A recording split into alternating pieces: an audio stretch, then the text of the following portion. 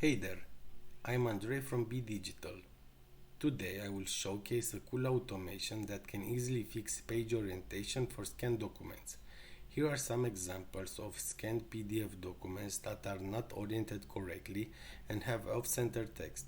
Normally, you would have to spend time adjusting the margins or manually moving the text to make them look right.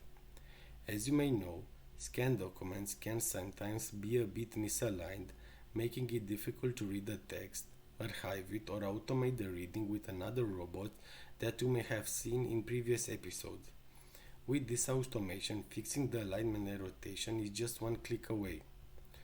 The robot takes files from input folder one by one and generates a new file with the right orientation. The text is perfectly aligned and the document is ready for further actions. So, next time you came across a misaligned document, give it a try and see how much easier your work can be. Thanks for watching.